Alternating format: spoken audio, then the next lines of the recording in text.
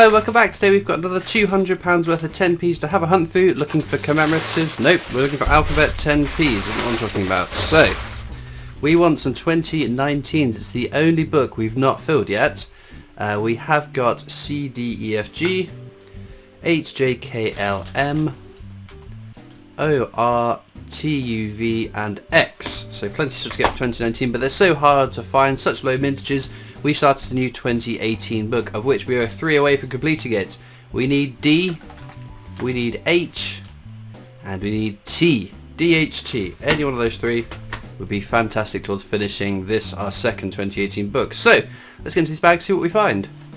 Okay then, we're going to jump into some questions. These are just questions that have been posted over my YouTube videos over the last couple of weeks. I've been taking screenshots and saving them until my next giveaway, which hopefully will be soon, because PO Box is on the verge of being changed over. You can still use the current Basingstoke one if you want to write in, but if you want to hold fire, it should be very early July that I can release the address. So, anyway, first question comes from Fatbelly27. Says, more interesting than I expected. So how much is a fried egg error £2 coin worth in the market? Now this is a really hard one, and it's one of the reasons I didn't include a price on that video is because there weren't that many fried egg errors selling on eBay, which I normally use to sort of judge the selling price of them. I filter by sold, completed auctions and buy it nows and whatever, and take a sort of average of that. There were some egg errors, but there were some on commemorative coins, and there were the only ones I could find with technologies were not as pronounced as the error on the one I found. So I thought, rather than give false information, I just wouldn't put a price on it. So it's still up in the air. I've been told by so many people between £50 and £250. So who knows? It's only something I would find out once I sold it, but I have no intention of selling that because it's such a good coin.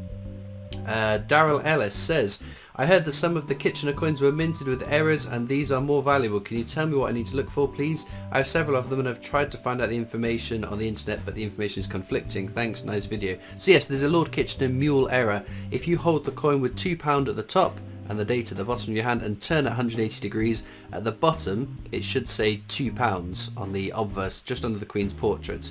If it doesn't say £2, that's the mule error, that's the rare one. Rusty Trombone on the video that was my first guest is I can't remember who my first guest was now.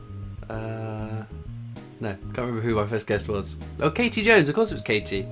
Says, please just stick to doing solo hunts. No, I like doing hunts with other people. I think of an average over a year, the amount of hunts that I do with other people are a very small percentage, and it's good fun to be able to make a video with some other of my friends and fellow coin tubers and chat to them and get their opinions, especially for the guys that came over from Europe as well that don't hunt through UK coinage, because I've been lucky enough when I've been out to Berlin to be able to hunt through some Euro coins with them. So it's sort of returning a favour, and we're all friends, we all have a good laugh and have fun doing this, so it's just nice to be able to make a couple of videos a year of us all hunting together. They are coming to, I think my collaboration hunts have come to an end now, so it'll be back to flying solo very soon. Harvey Lee Potter says, hi Christopher, I bought 50 quid's worth of 50s at the bank today, and to my surprise I actually found some special ones, but where do I get those coin books with your Christopher Collects cards that tell you what you need? Please help. The books I just buy from eBay, Amazon, wherever. The inserts were made by a company that no longer makes them, unfortunately, so I'm not 100% sure. But if you come onto my Discord server, there are certain people that make them, and like Katie Jones Coins does make them for a cost, but yeah, that's the best thing. Potty Watty 100 says, what's your address? None of your business.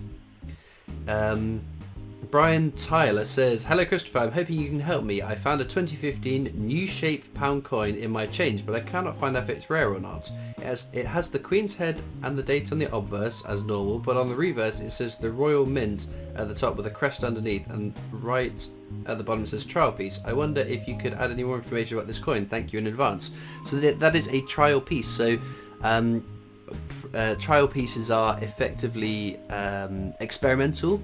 So they will mint them to make sure the designs work, they will mint them to make sure the shape works, they'll mint them and send them out to things like vending machine companies to make sure they will work in machines.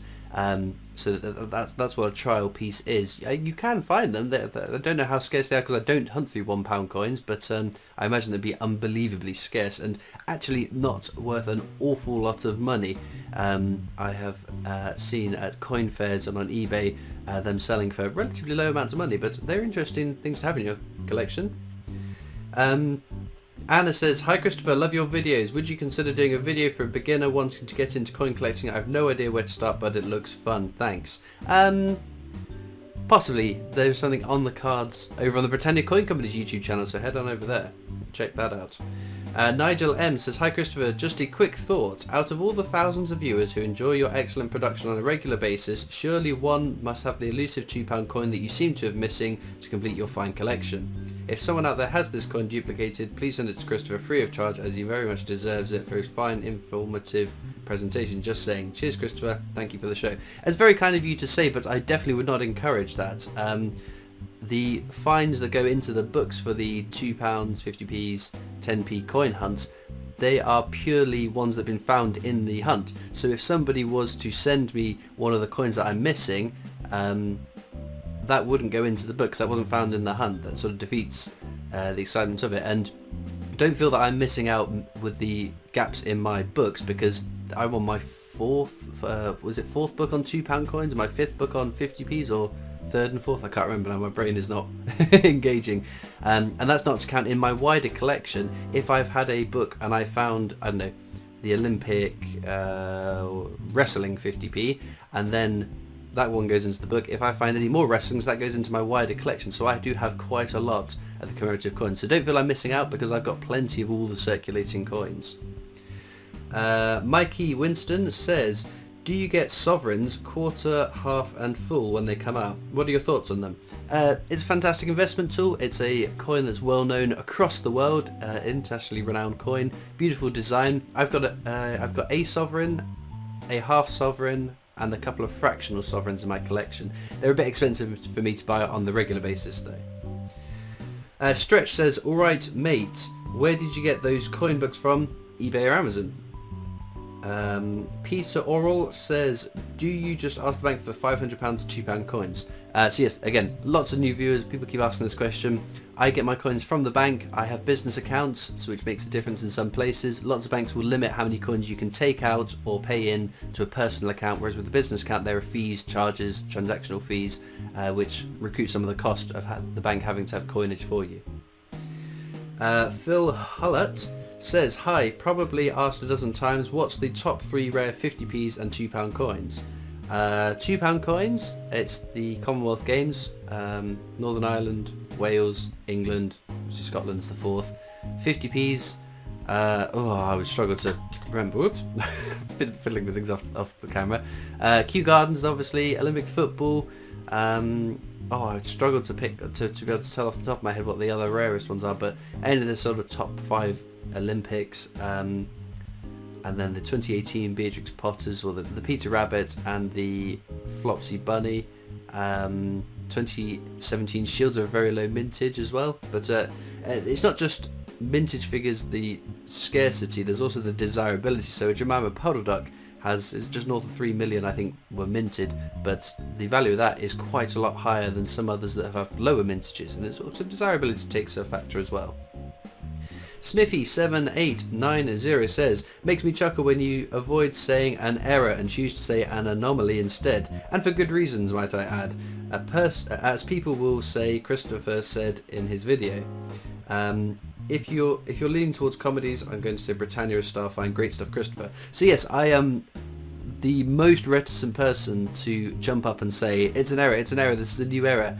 It needs to be something really obviously an error before I would call something an error. If there are things where, yes, it's a bit of extra metal, a cud error, which is an error, but it's not going to be overtly valuable. So it's almost like we need words that tier different errors. So if you get a Lord Kitchener Mule error, if you get a fried egg error, then yeah, that is a top tier error.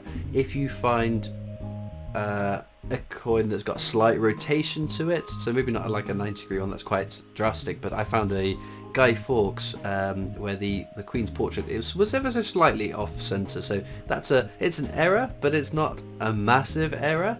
The little bits of cud on some coins, so like on the Navy Centenary, it does add value, whereas on Trinity House or Magna Carta, it's very common to find that. So I've had some 10p's with little bits of cud on the reverses, so that's not a major top tier error that I think I get overtly excited about. And then you have your anomalies that are like per member on the Guy Fawkes £2 coin, or I can't think of any off the top of my head now that are classed as anomalies, but yeah, ones that just look slightly different. They're errors, but they're not exciting. It's like we need, like I said, need tiers, but again, we don't add layers of complexity just to confuse and baffle people. But anyway, Comdam says, is he German or Irish? That was on my video with Kevin from Ira Euro Coins, so he's definitely Irish. John Donaldson said, newbie question, where do you get the bags of coins? What do you do with them afterwards? Finally, why do your hands get so dirty from handling coins? I get them from the bank, I pay them back into the bank, a different bank, to make sure I don't get the same coins over and over and over again. Why do my hands get dirty from handling coins? Because coins are filthy, they're absolutely disgusting. If you've ever worked in retail, you'll know that. Nihom Kong says, could you tell us how much each rare coin is worth, please? I do. Any coin that's over face value, I put up a little annotation. If you're seeing commemorative coins turning up and no values coming up, that's because it's face value, not worth anything more, or it's too hard for me to value. So sometimes like the NIFCs are really hard to value because they don't get found very often, they don't get put on eBay very often to put a value. Last question from High Path. Says, may I suggest the next time you go to Wales you pre-order collection from a couple of post offices, quantities of coinage, and take a large suitcase with you, or be prepared to sort in the morning early. Sometimes when I go to the Royal Mint I will order extra coins from my bank and I'll take them with me and hunt through coins with my friends and other coin tubers. I don't do that every time I go down, because sometimes going down to the Royal Mint it's just fun to be with friends and have a few drinks and chill out and not do an awful lot outside of going to the tours. So I don't every time I go to the Mint take masses and masses of coins, but every now and again I will do, because it's good fun making videos of other people. Anyway, that being said, let's get back to the coins. Well, unfortunately no alphabet 10p's today, but we did get one from the Falkland Islands, which I always think is quite cool. That's a fair old distance that's come to get onto the mainland UK. Jersey 10p as well, and then this 2 drachma from Greece as well, which is pretty neat. Let me know down in the comments which is your favourite coin from today's hunt, and if you have watched this far in the video you might be interested to know I have a Discord server for coin collectors. If you'd like to come and join that, links are in the description. There are also links to my Facebook, Instagram, Twitter, TikTok, the PO box you can write into, and the Britannia Coin Company's YouTube channel, which I make videos for as my day job, so please do check that out too. All that leaves me to do now is thank you so much for watching. I hope you've enjoyed, and I'll see you next time for more coins. Bye!